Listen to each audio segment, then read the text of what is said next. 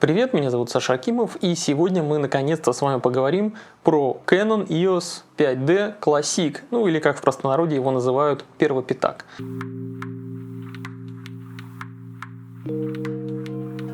Камера эта реально легендарная, она невероятно важная для истории, для развития вообще цифровой фототехники. Ну и на случай, если вы вдруг не в курсе, то в начале нулевых большинство профессиональных фотографов, да и большинство любителей, ну в общем в массе своей фотографы все-таки старались еще оставаться в это время на пленке. И только совсем уж индивидуумы, которые могли себе это позволить и которые, в общем, гнались, наверное, да, за какими-то новыми технологиями, те уже переходили смело на цифру или просто ее использовали как дополнение к пленке. Ну и, конечно же, те немногочисленные ранние цифрозеркалки, они даже, которые с кропом, даже с кропом 1.5, с кропом 1.6, они стоили все равно безумных денег. Я уж не говорю про суперпрофессиональную полнокадровую камеру Canon EOS 1DS, которая вообще стоила там, я даже не помню, кстати, сколько там, 5-6 тысяч долларов, ну типа какие-то вообще невменяемо огромные такие суммы. Хотя тот же Canon уже в 2003 году смог выпустить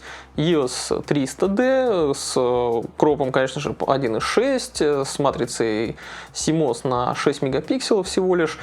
Но, тем не менее, эта камера, пускай она там и пластиковая, у нее простенький вообще там простенькое управление, она урезанная там по функционалу довольно сильно. Но все-таки эта камера стала таким переломным моментом, она как бы нарушила вот этот психологический барьер у людей по стоимости. Она стоила уже меньше $1000, что было очень важно. Ну и пока все остальные производители, ну там жевали сопли, назовем это так, ну точнее, они скорее всего ждали, пока технологии чуть получше разовьются, чтобы можно было выпустить уже такую нормальную, полноценную, крутую какую-нибудь навороченную полнокадровую камеру. Да и большинство производителей особо CMOS технологиями, к примеру, тогда не пользовались. Ну кто там у нас был в начале нулевых-то? Это Pentax, Nikon, еще живая тогда Minolta. Они все сидели на крупных матрицах, сделанных по CCD технологии производства Sony. Ну а дважды кропы системы 4/3, они как раз в этот момент переходили с CCD матриц кодека на LiveMOS матрицы Panasonic. И вот как раз в это время,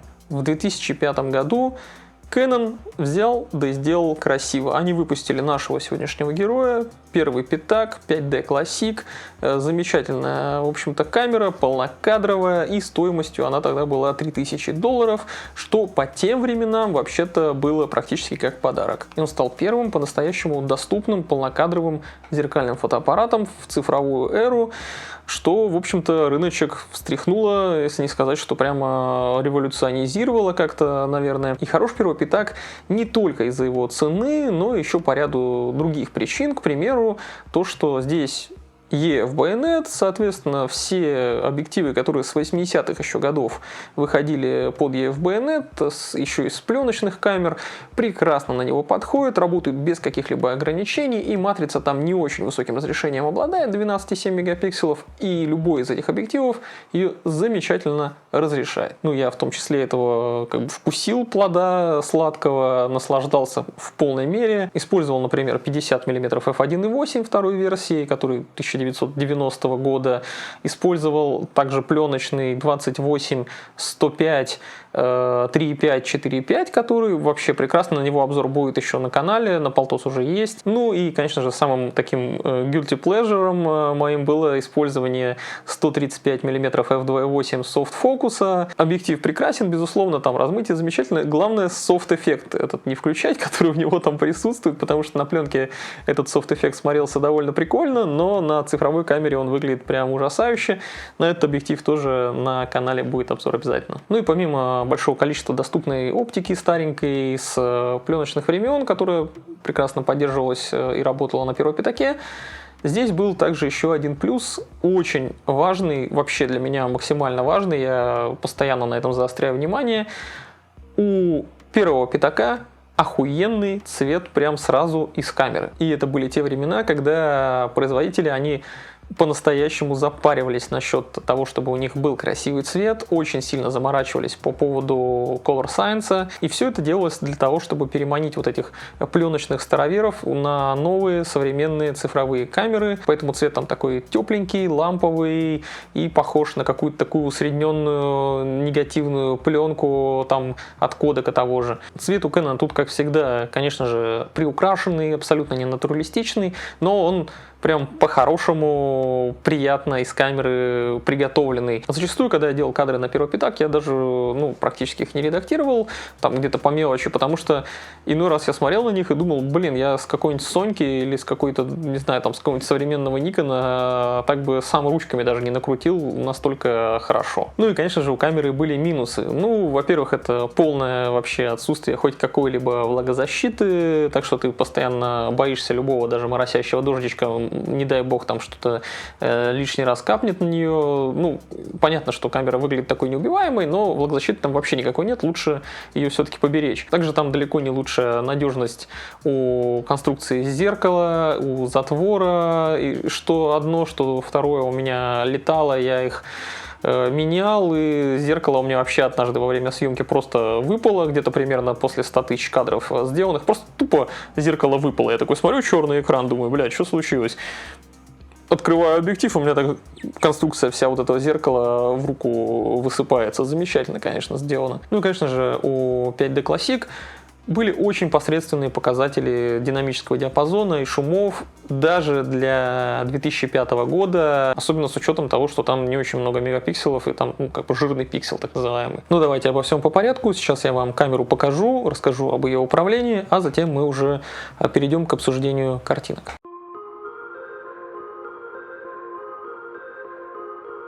Камера крупная и увесистая, корпус, конечно же, из магниевого сплава. То есть это все полностью металл. Но влагозащиты здесь, к сожалению, нет, поэтому с ней надо очень осторожно, бережно обращаться. То есть под дождик, конечно, какой-то там едва моросящий попадет, и ничего страшного не случится, но если вода внутрь попадет, будет не очень хорошо. Материалы вообще в целом отличные. Ну, собственно, первый пятак, он из той эпохи, когда Canon еще не скупился делать качественно. Не считая вот этим вот современным пластиковым говняшкам, у которых внутри хлипкий алюминиевый корпус, а снаружи галимый такой прям очень плохой пластик. Хват здесь глубокий, такой вот уверенный. Значит, ну, анатомически он хорош, то есть здесь все пальцы вот прям на своих местах. Резинки, как видите, здесь нигде не отклеиваются, все на месте, несмотря на то, что камере уже почти 18 лет. Да и потертости-то тут особо нет. То есть предыдущий владелец, во-первых, очень бережно с ней обращался, ну и я тоже крайне деликатно отношусь к камерам, очень их аккуратно использую. Сверху слева здесь находится колесо выбора режимов. Вот такое достаточно тугое. Его прям случайно, знаете ли, там чисто по приколу не сдвинешь. Тут прям с усилием оно поворачивается. Это, я считаю, очень хорошо. Над пентапризмой нормальный горячий башмак. Никаких, конечно, встроенных вспышек тут и в помине нет. Справа у нас находится большой инфопогон. Ну, прям такой хороший, качественный, где вся основная информация о съемке. Ну, а рядом с ним такие стандартные кэноновские 4 кнопки. Это вот включение подсветочки, вот это, AF и WB, то есть автофокус и баланс белого, да, извините, читаю просто, блять, они конкретно говорю, что это значит. Драйв и ISO, блять, опять протяжка и ISO, и здесь же замер и настройки вспышки также регулируются, соответственно, все это двумя колесиками. Ну, то есть у тебя по две функции на каждой кнопке находится. Первая регулируется вот этим колесом, вторая сзади большим вот этим вот удобным тоже колесиком. Ну, если у тебя вот эти кнопки не нажаты, а просто в соответствии с выбранным режимом все работает, то, соответственно, в данный момент у меня сейчас приоритет диафрагмы. Значит, диафрагма регулируется этим, а экспокоррекция по умолчанию регулируется большим. Кнопка спуска, кстати, очень мягкая, такая приятная и с ощутимым полунажатием. То есть ты всегда уверен, что ты там делаешь с ней, а не так, что у тебя там она пролетает. Бывает такое иногда у некоторых камер более современных. Сзади слева также находится ряд кнопок. Это меню, инфо, джамп и просмотр.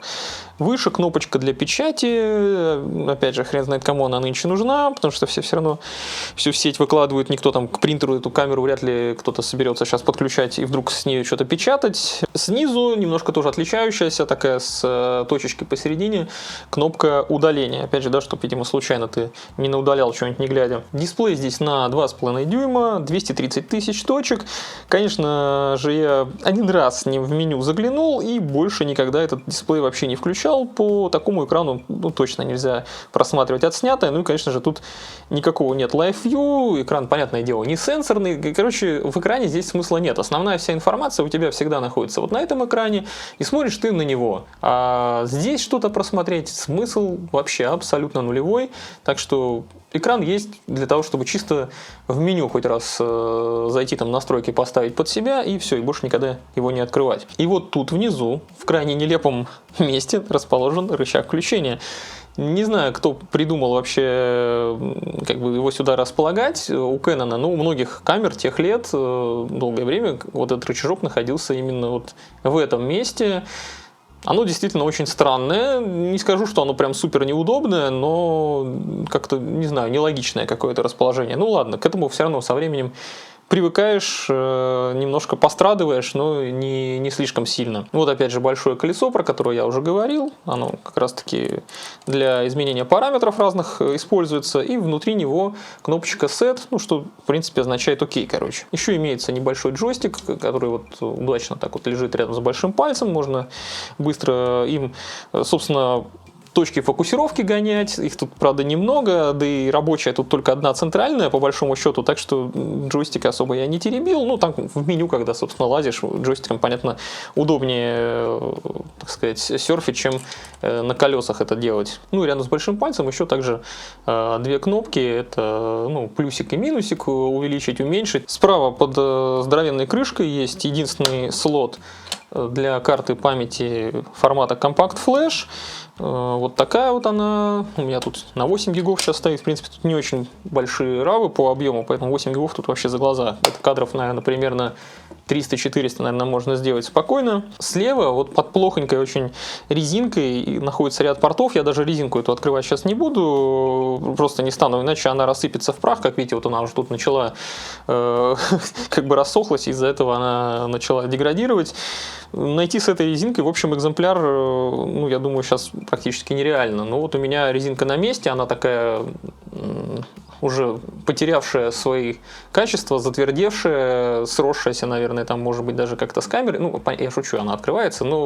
Короче говоря, через нее я уже точно ничего не делаю, никакие порты не подключаю, фотки не скидываю. Мне проще в картридер засунуть карточку, чем ломать камеру. Батарейка находится здесь, в отсеке, и у нее название BP511. У меня, вот, правда, тут не родной какой-то, у меня это и родной есть, но они, в принципе, что родные, что не родные, достаточно хорошие, неплохо держат. Заряд на много кадров хватает, все-таки это зеркалка, тут особо ни на что лишняя батарейка-то не тратится, Live View тут нет, так что все нормально. И, конечно же, камера сделана в Японии. Первый пятак, как видите, у него не очень-то много органов управления, они все абсолютно понятны, абсолютно прозрачно, как ей управлять. Это простейшая абсолютно камера, у которой ровно столько кнопок, столько органов управления, чтобы она была удобной. И она так собрана, будто это какой-то танк, который будет служить вечность.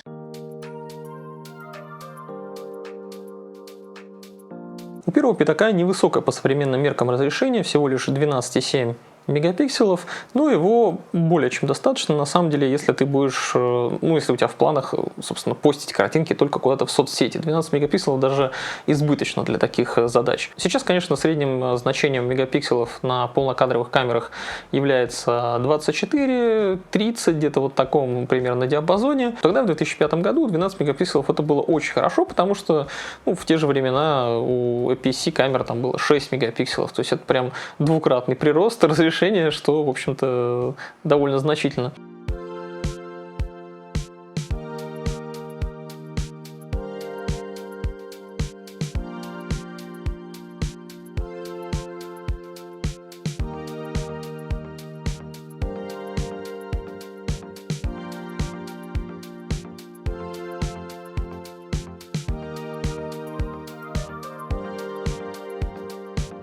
Но сейчас не так много камер полнокадровых, у которых 12 мегапикселов было бы. Это там какая-нибудь Sony A7, Mark III, FX3, ну и их там производные какие-то с такой же матрицей. Это, в общем-то, камеры, конечно, ориентированы больше под видео, нежели под фото, ну хотя на них можно и фотографии абсолютно без проблем также делать. Ну, это обычный, в общем-то, фотоаппарат в том числе. Ну, а у первого пятака, кстати говоря, нет никакого видео, конечно же. Для тех лет это было бы слишком уж чудесно.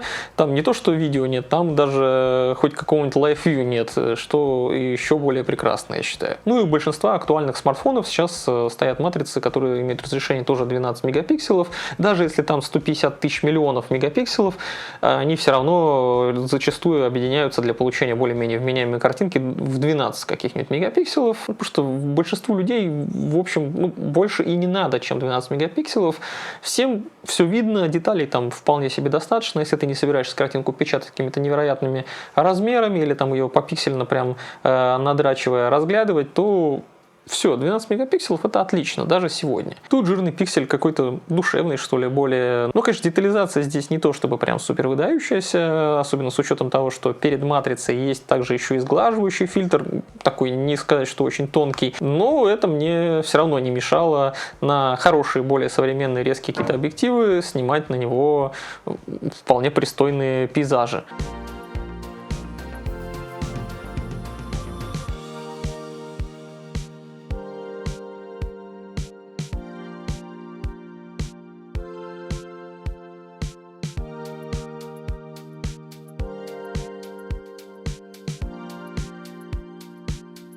Ну и при съемке пейзажа тут больше проблема, конечно, не в том, чтобы побольше деталей захватить, что вот тебе где-то детализации не хватит или там резкости маловато. Нет, в этом-то проблемы как раз я особо не вижу.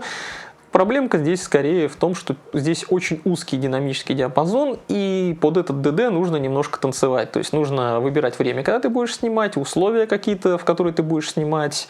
Нужно вот прям попасть в это вот узкое горлышко хуевого динамического диапазона, чтобы картинка была хоть сколько-нибудь сносной.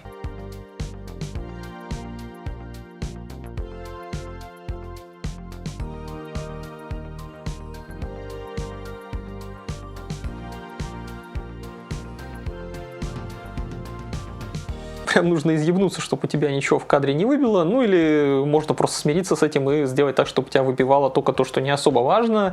Все-таки, да, 8 стопов динамического диапазона это бедновато, даже, пожалуй, для 2005 года это все-таки не очень много. Хотя, конечно, в особо сложных условиях лучше сразу понимать, что сейчас ты пожертвуешь цветами, чтобы потом не вытягивать тени, ибо в цветах чаще всего ничего супер значительно важного нету по деталям, а вот в тенях частенько нужно что-то подвытянуть, и если ты слишком с этим переусердствуешь, то у тебя попрут шумы, причем такие шумы не то что маленькие, а прям здоровенные такие яркостные пятна.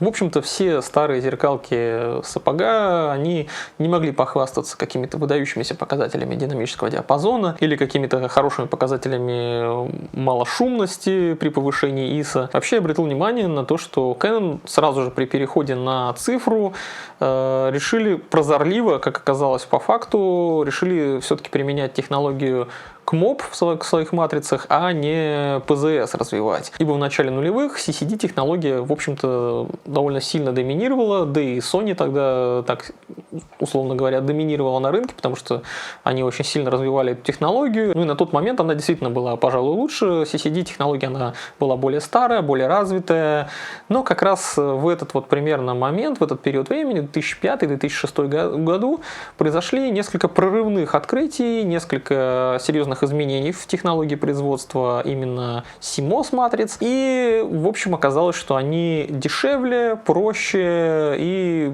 в общем в дальнейшем все, как мы видим, перешли все-таки на CMOS, потому что это оказалось выгоднее. Так и первый доступный полный кадр у Nikon появился с 12-мегапиксельной CMOS матрицей в 2008 году. Это я про D700 говорю, конечно же, тоже легендарная камера, но я, к сожалению, ею не владел, ни разу на нее не снимал, а очень хотелось бы, кстати говоря, ею завладеть. Возможно, я ее прикуплю и, ну, может быть, годик поюзаю, не то чтобы там супер активно как-то, но про нее тоже хотелось бы нормальный такой обстоятельный, хороший обзор сделать. Ну и Sony тоже в 2008 году сделали свой первый полнокадр на основе, естественно, байонета Minolta, ну уже на 24 мегапикселя, тоже с CMOS матрицей, A900 камера была. Короче говоря, первый пятак, как одна из ранних камер по технологии CMOS, одна из ранних таких серьезных камер с этой технологией матрицы, она не могла похвастаться какой-то не сильной шумностью при повышении ISO, низкими шумами, вот этим всем она вообще не могла никак бравировать. И ISO на первом пятаке лучше не поднимать вообще никогда выше 800 единиц, но еще лучше по возможности вообще держаться, ну, пределом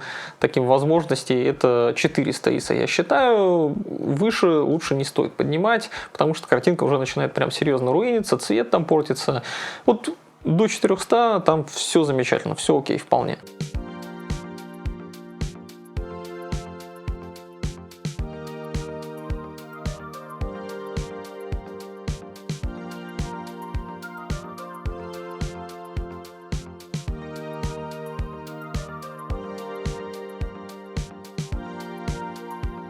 Автофокус почему-то у этой камеры принято ругать, но у меня с ним никогда проблем не было. Там, в принципе, примитивная технология на 9 точек, модуль фокуса вообще просто абсолютно такой из каменного века, и из этих 9 точек рабочая все равно только одна центральная, так что, блин, я все время фокусировался просто по одной точке в центре и потом перекадрировал, и никаких у меня вот затруднений прям серьезных с этим не было. Ну, я особо и не снимал на супер открытой какой-то дырке на него, там, где мне потребовалось бы, да, точно прям очень попадать в гриб, может быть, из-за этого я не страдал. Ну и вообще у первопятаков довольно надежный все-таки фокус был, ну, относительно последующих моделей, потому что у второго пятака там уже начались проблемки с модулем фокусировки.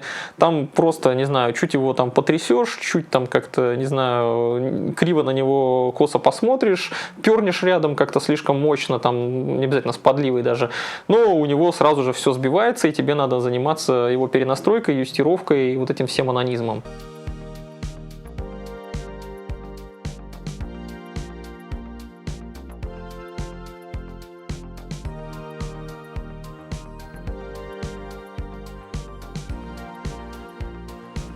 Ну, а самое главное, ради чего мною, собственно, и покупался первый пятак. Напомню, кстати, да, что камеры вообще-то почти все на этом канале я покупаю, и объективы тоже, да, для обзоров сам за свои деньги. Ну, или иногда мне дают их подписчики, за что им также огромное спасибо. Ну, и вы также можете поддержать меня на Boosty, например, или на Donation Alerts. Ссылки все в описании. Там же, кстати, в описании еще ссылочка на телеграм-канал, где я выкладываю фотографии из обзоров в более высоком разрешении, также в том числе и документами. То есть там можно прям их детально поразглядывать, а не так, как ужато на ютубчике выглядит.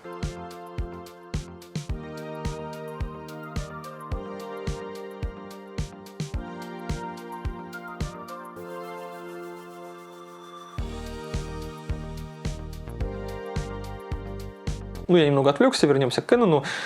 Я говорю о том, что цвет здесь просто прекрасен, просто охуенен. В это время, как я в начале ролика уже сказал, все производители старались, корпели над картинкой, очень заморачивались над Color Science, потому что нужно было конкурировать с пленочкой. Цвет у первого пятака волшебный, просто я, ну, прям кайфовал от него. Он так хорошо и приятно приукрашенный.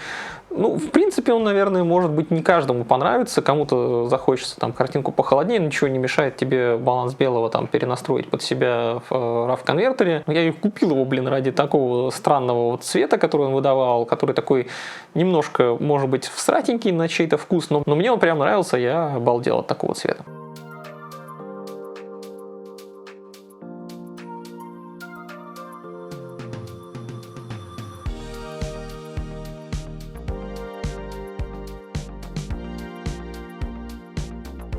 У автоматического баланса белого, видимо, как-то все-таки прописаны алгоритмы более-менее грамотно, там какие-то переменные у него настроены таким образом, что он вообще практически не проебывается. Ну, у меня были, конечно, кадры, там, которые с промахами по балансу белого, но очень редко, и в большинстве ситуаций он там не зеленит, не холодит, не уводит в мадженту.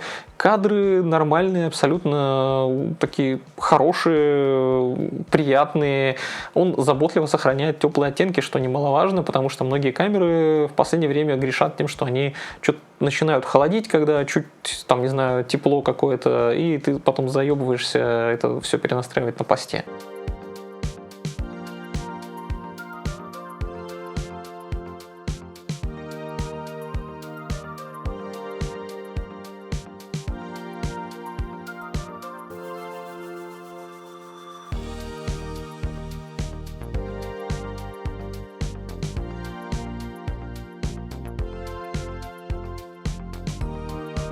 Ну и в особенности прекрасен здесь цвет людской кожи, над скинтонами прям тоже очень сильно расстарались, как я понимаю. У людей всегда нормальный, здоровый цвет лица, они не имеют красных рож каких-то, их там в зелень кожу не уводит, как будто они сейчас сблевнут. В общем, цвет всегда очень приятный, нормальный такой вот, как я хотел бы видеть в жизни у всех людей. К сожалению, он не такой красивый, как на Кэноне. Ну, в общем, я огромное количество портретных каких-то фотографий на первый пятак наснимал при самых разных условиях, самых разных симпатичных мордашек.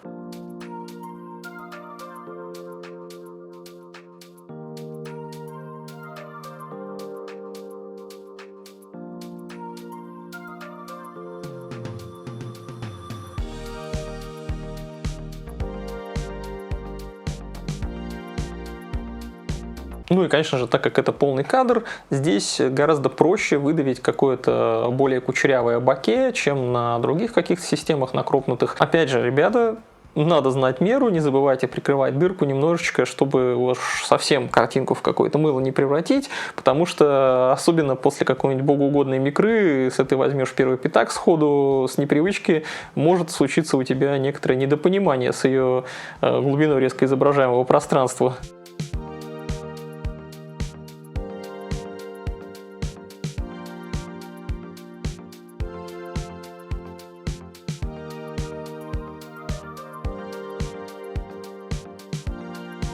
Несмотря на невысокую надежность, но и зеркало, и затвор срабатывают не очень громко. Это не монструозный грохот, как у какой-нибудь Соньки А850 или А900. Тут можно на эту камеру даже что-то около стритовое снять и даже зачастую не разбудить каких-нибудь спящих людей.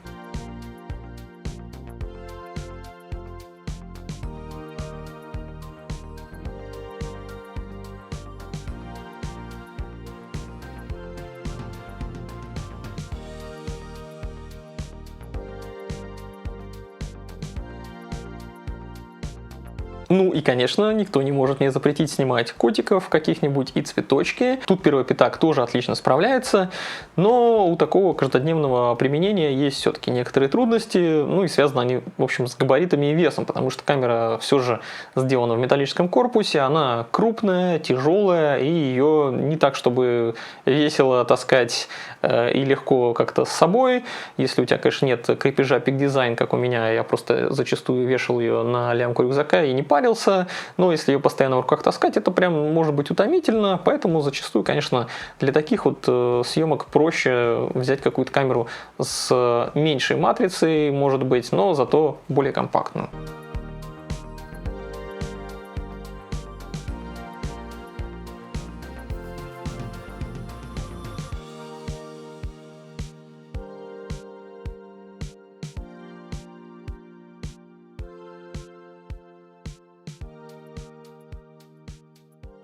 Меня, в общем-то, Canon 5D Classic порадовал. И на сегодня это действительно самый доступный полный кадр цифровой, который, наверное, можно на рынке найти. Их довольно много, не особо даже убитые какие-то можно отыскать при желании на вторичке. Цены на них очень щадящие.